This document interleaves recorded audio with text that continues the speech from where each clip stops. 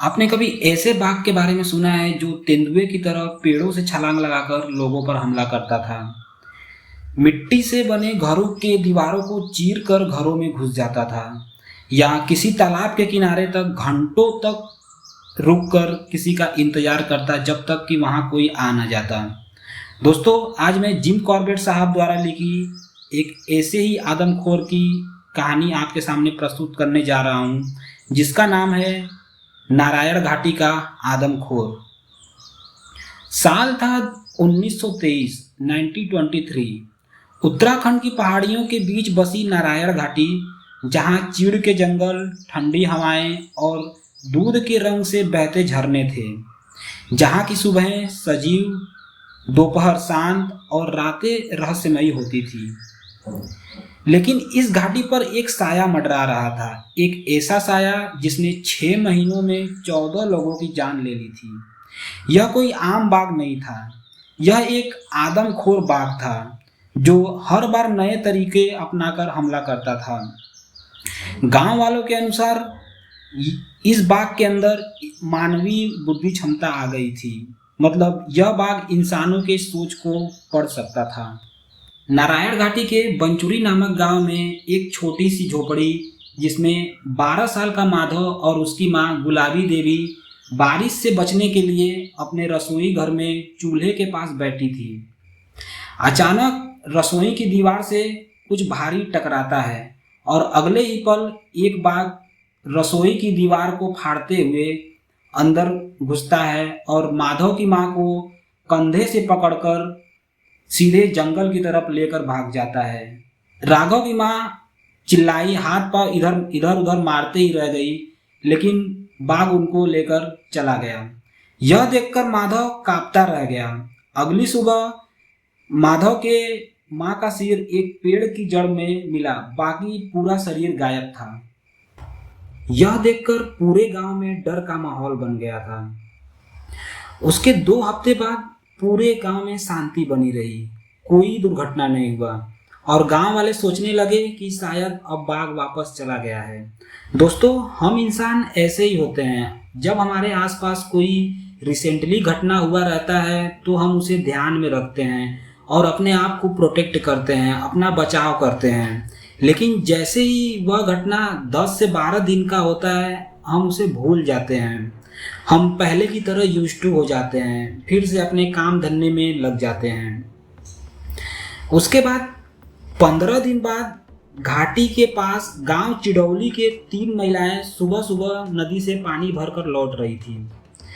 ठंडी का मौसम था और घाटी में कोहरा बहुत ज़्यादा होता है।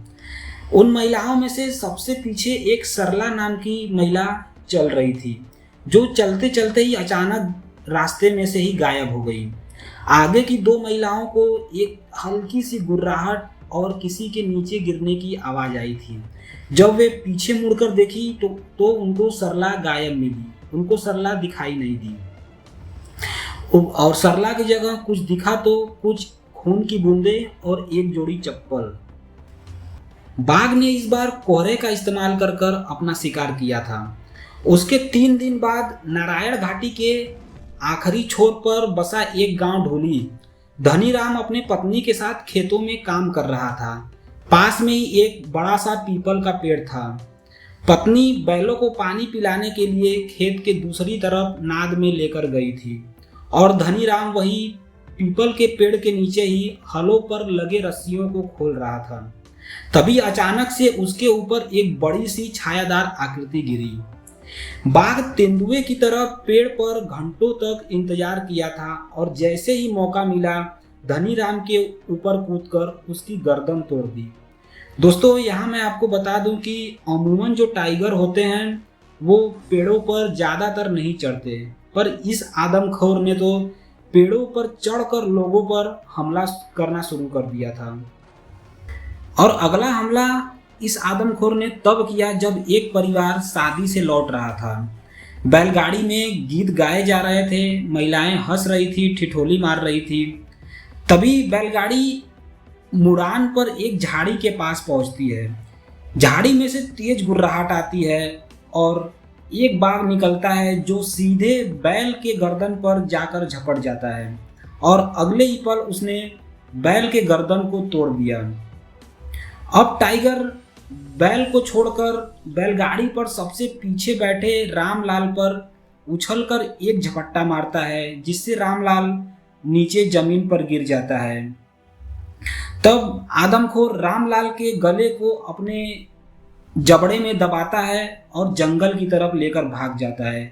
लोग चिल्लाते रह जाते हैं, लेकिन बाघ एक बार भी पीछे मुड़कर नहीं देखता है।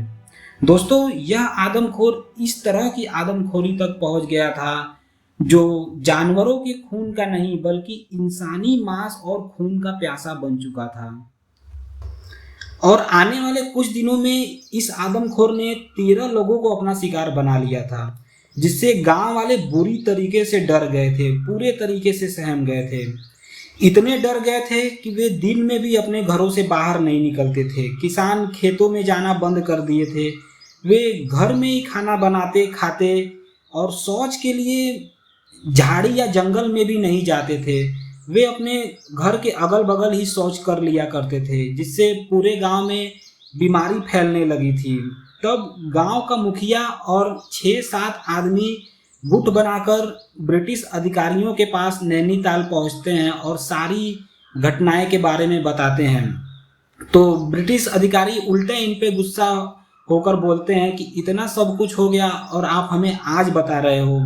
तो गांव के सरपंच मोतीलाल कहते हैं कि साहब, इस आदमखोर ने इस तरीके का गांव में आतंक मचा दिया था कि कोई भी घर से बाहर निकलने के लिए राजी नहीं था। ब्रिटिश अधिकारी इस पर एक्शन लेते हुए यह संदेश जिम कॉर्बेट के पास भिजवाते हैं। जिम कॉर्बेट उस टाइम अपने घर नैनीताल में ही रह रहे थे। जब जिम कॉर्बेट के पास यह संदेश पहुंचता है तो जिम कॉर्बेट अपने 2 नौकरों, अपने बंदूक और उनके पास एक गोरखा रेजिमेंट वाला चाकू होता था जो ऊपर से हल्का सा टेढ़ा होता था, उसको लेकर नारायण घाटी के लिए निकल पड़ते हैं। जिम कॉर्बेट को गांव में देखकर गांव वाले बहुत खुश हुए, मानो उनके अंदर एक नई जिंदगी जीने की इच्छा जाग गई हो। और होते भी क्यों ना, जिम कॉर्बेट वो व्यक्ति थे जिन्होंने न जाने कितने गांवों को, न जाने कितने आदमखोरों से मुक्ति दिला चुके थे। जिम कॉर्बेट को गांव वाले सारे घटनाओं के बारे में बताएं। जिम कॉर्बेट घटना स्थलों का मुआयना किया और हर हमले की दिशा, समय, प्रकृति का विश्लेषण किया। तब जिम कॉर्बेट ने निश्चय किया कि वे नारायण घाटी के सबसे अंतिम छोर पर बसे गांव ढूली के पास मचान बनवाया और नीचे एक चारे के रूप में बकरी बांध दी। जहां पर बकरी बांधी गई थी उसके बगल से ही एक पतली सी पगडंडी जाती थी, जो इंसानों और जानवरों के चलने से अपने आप ही बन गई थी। और उस पगडंडी के बगल में थी एक झाड़ी और उसी झाड़ी से स्टार्ट होता था जंगल। शाम के 6 बजे ही जिम कॉर्बेट मचान पर जाकर सावधानी से बैठ जाते हैं।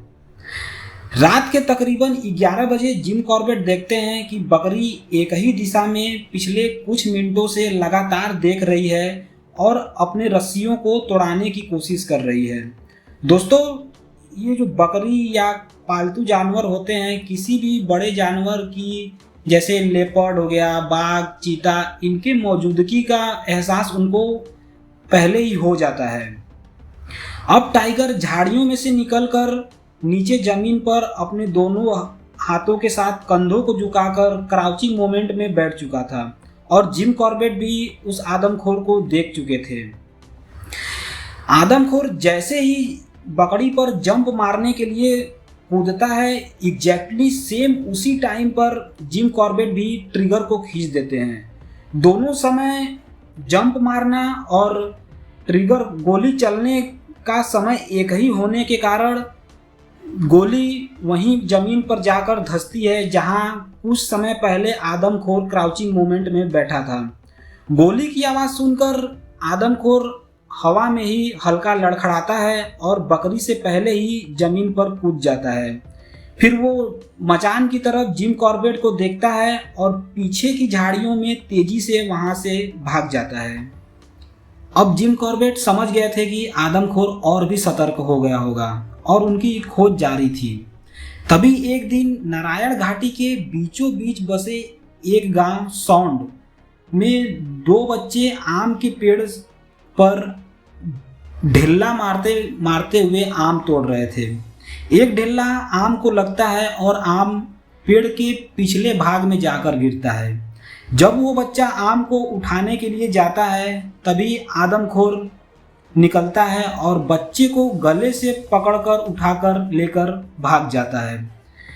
तभी रोती हुई बच्ची घर में आती है, अपने मम्मी से बोलती है कि मम्मी भैया को वो पीला और काले कलर का जानवर उठाकर लेकर चला गया।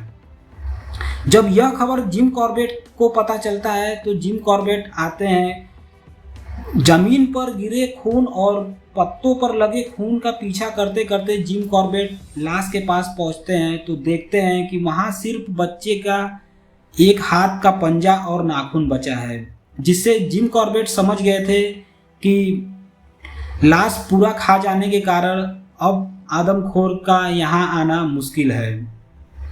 इस घटना से पूरी की पूरी घाटी कांप चुकी थी। गांव वाले नतमस्तक होकर जिम कॉर्बेट के पास आते हैं और बोलते हैं कि साहब, या तो आप इस बाघ को मार दो या हम ये गांव छोड़कर चले जाएं। जिम कॉर्बेट गांव वालों को सांत्वना देते हुए कहते हैं कि मुझे कुछ और दिन दे दो, मैं इस आदमखोर को जरूर मारूंगा। बाघ अब और भी चालाक बन चुका था। पिछले कई दिनों से वह जिम कॉर्बेट के हर जाल से बच रहा था। कभी वो मचान के नीचे धीरे से आता, चुपके से आता और जैसे ही देखता जिम कॉर्बेट ऊपर बैठे हुए हैं वहाँ से दबे पांव निकल जाता। तो कभी जिम कॉर्बेट द्वारा लगाए गए जाल या जिम ट्रैप को दूर से ही देखकर समझ जाता और वहाँ से भाग जाता। जिम कॉर्बेट ने एक नया तरीका अपनाया। उन्होंने गांव की एक बुजुर्ग महिला की कांपती थकी हुई आवाज़ को फोनोग्राफ से रिकॉर्ड किया। महिला ने रिकॉर्डिंग में कहा, कोई है, पानी ला दे बेटा, मैं चल नहीं सकती। दोस्तों, मैं बता दूं आपको कि उस ज़माने में आज की तरह मॉडर्न कोई रिकॉर्डर नहीं होता था। उस टाइम फोनोग्राफ होता था। फोनोग्राफ वो होता था जो एक बड़ी सी टेप पर छतरी के आकार का एक भोंपू निकला होता था और नीचे प्लेट पर एक कुछ घूमता था। उसमें कैसेट लगा देने पर, टच करने पर उसमें से आवाज़ें आती थी। अब कॉर्बेट ने इस रिकॉर्डिंग मशीन को जंगल के उस भाग में रखा जहां पर टाइगर का ज़्यादा आवागमन होता था और यह रिकॉर्डिंग मशीन हर 10 मिनट में वही आवाज़ निकालती, कोई है, पानी ला दे बेटा, मैं चल नहीं सकती। यही आवाज़ हर 10 मिनट में रिपीट करता था। पास में ही कॉर्बेट ने एक पुतला बनाया, एक औरत की तरह दिखने वाला पुतला, जिसका सर की जगह पर एक स्किन और वाइट कलर की मटकी रखा और हाथों की जगह पर 2 बांस की कैनियों से बनाया और उसको एक शर्ट और घघरा पहना दिया और उस पर इंसानी पसीने और तेल और गुड़ की गंध लगाई ताकि बाघ को लगे कि यह असली कोई इंसान है।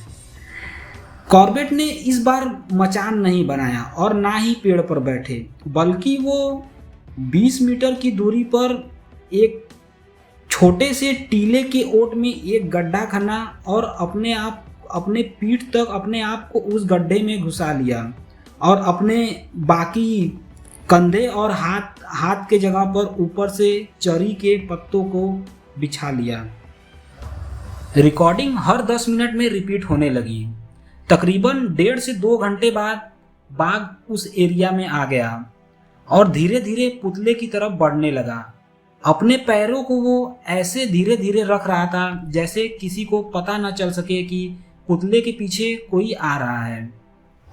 कुछ समय बाद जब वो पुतले के पास पहुंचा तब उसने पुतले को सूंघा और जैसे ही सूंघा तभी रिकॉर्डिंग एक बार फिर से चालू हो गई, कोई है, पानी पिला दे बेटा, मैं चल नहीं सकती। ये सुनकर बाघ अचानक से खड़ा हो गया। उसे लगा कुछ गड़बड़ है, लेकिन अभी वो मुड़ा ही था पीछे भागने के लिए कि टीले की ओर से एक गोली दाएं से चलती है। पहली गोली बाघ के कंधे में जाकर लगती है। वह एक भयानक चीख के साथ जमीन पर गिर जाता है, लेकिन पूरी ताकत से एक बार फिर से उठकर भागने लगता है। तभी जिम कॉर्बेट दूसरी गोली चलाते हैं और ये गोली टाइगर के कमर में जाकर लगती है। अब टाइगर का कमर टूट चुका और टाइगर अपने आप को अपने आगे के दोनों हाथों से जंगल की तरफ घसीट रहा था। तभी जिम कॉर्बेट जमीन की अंदर से निकलते हैं और दौड़ के उसके सामने जाते हैं और कुछ दूरी पर खड़ा होकर उसके दोनों आंखों के बीच निशाना लेते हैं और ट्रिगर को खींच देते हैं। अब की बार टाइगर की सांसें वहीं थम जाती हैं। टाइगर अब वहीं पर मर चुका था। अगली सुबह जांच में पता चलता है कि बाघ बहुत बूढ़ा हो गया था, लेकिन एक चौंकाने वाली बात पाई जाती है कि उसके जबड़े में एक लोहे की कील फंसी हुई थी जो किसी इंसानी फंदे से आई थी, जिसके कारण वो कमज़ोर हो चुका था, जंगली जानवरों का शिकार नहीं कर पाता था, जिस वजह से वो इंसानों को अपना शिकार बनाने लगा था। अब नारायण घाटी के लोगों ने फिर से पहले की तरह जीना स्टार्ट कर दिया था। खेतों में किसान काम करने लगे थे, बच्चे पढ़ने जाने लगे थे। तो दोस्तों, हमारी स्टोरी यहीं पर ख़त्म होती है। अगर स्टोरी आपको अच्छी लगी होगी तो लाइक करिए, कमेंट करिए और चैनल को प्लीज़ सब्सक्राइब करिए। धन्यवाद दोस्तों।